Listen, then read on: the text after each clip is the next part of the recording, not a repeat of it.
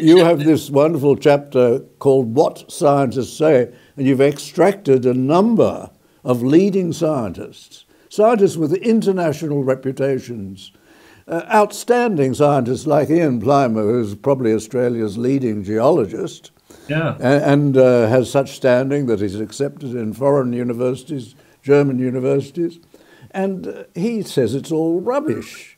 Yes. And, But so, I so would many suggest your book, people should read your book because it's a manageable book. You can understand it all in a short period of time. And if you want more information, you can go to Ian Plimer's tome, which is enormous. That's what I think people ought to be advised to do if they want to get more. Yeah, yeah. No, it was, I felt driven to do it because, as I say, that information wasn't discussed. It was never in the public debates and discussions that I was following about the subject. I had never seen, except once. I have seen once when alanjones asked Tanya Plibersek, well, You have that in your book, don't you? yes, yeah. And she didn't know. So I mean, Yes, you asked. Alan asked her how much CO2 is in the atmosphere, and she just didn't know. Off the top of my head, I don't know. Yes. So here she's helping to make a debate about controlling something of which she knows nothing about. Yes. Either that, or it's not honest.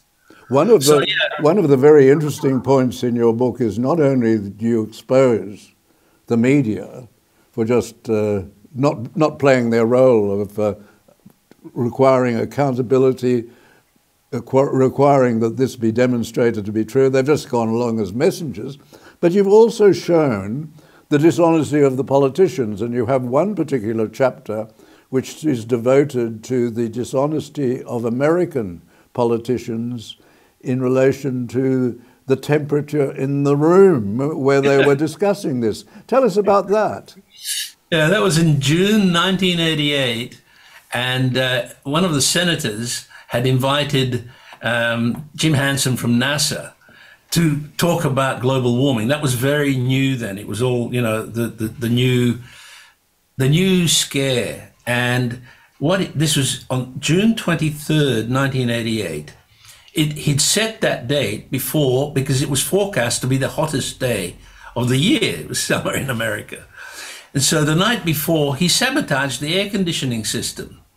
And he admits this freely in an interview that I found online. He says, what we did was we sabotaged the air conditioning system so it'd be really hot in the room. And that was Jim Hansen wiping his brow with heat, talking about global warming. Oh, it was beautiful, he says.